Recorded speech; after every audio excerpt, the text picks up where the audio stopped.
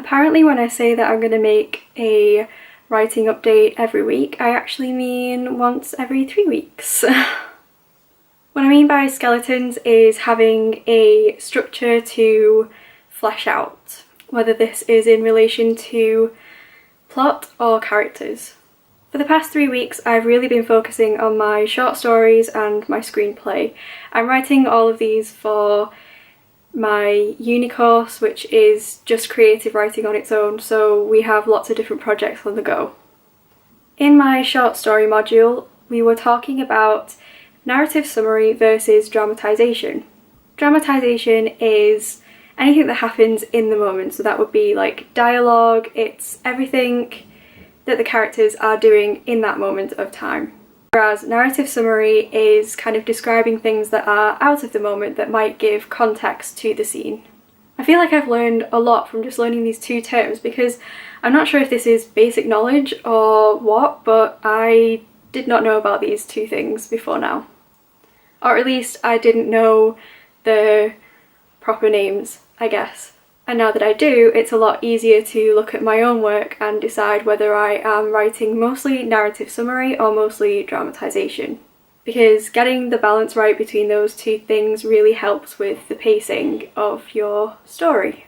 My tutor also said something really useful, which was that sometimes writers, when they write the first draft, they're actually just telling themselves what's going to happen in the scene. So that's why a lot of the time it comes out as all narrative summary, or in some cases it's all dramatisation. So if you write more dialogue, then that would kind of be like your skeleton of the action of the scene, and then you would later go back when you edit and fill in some narrative summary.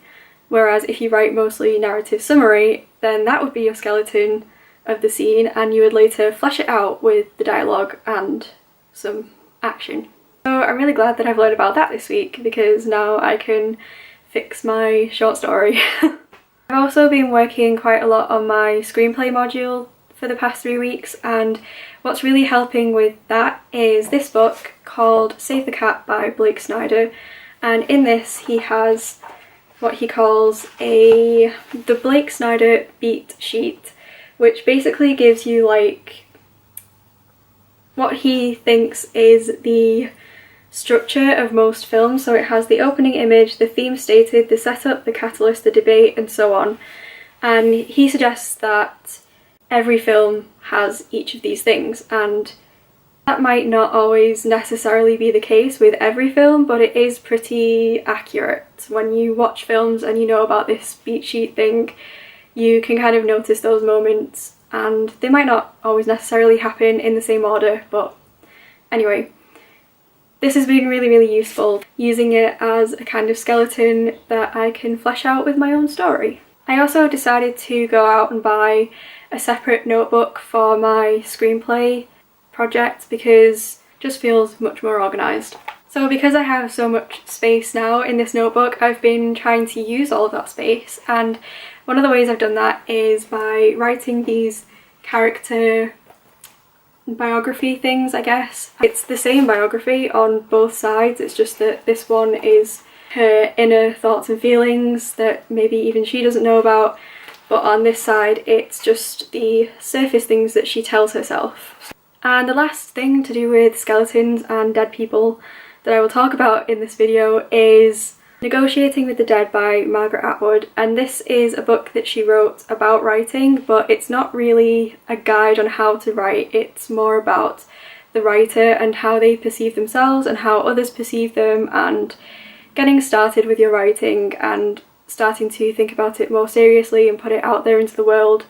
I really, really liked this book. It was quite funny and really interesting to see how writers were seen in the past as opposed to how they are seen now, and it also goes into her own experiences a little bit of being a Canadian woman writing at the time that she was writing and now is writing. So I thought that I would recommend that book because I just think it's really interesting and fun. So that's the end of the video. Hope you enjoyed it, And my question to you this week is, what kind of skeletons do you use when you're writing? Hopefully I won't get any creepy comments with that question, but there we go. And I now need to go shopping with my mum because she has been shouting me for the past hour or so. Oops. So that's the end. Like, comment, subscribe if you want to, and I'll see you all next time. Goodbye!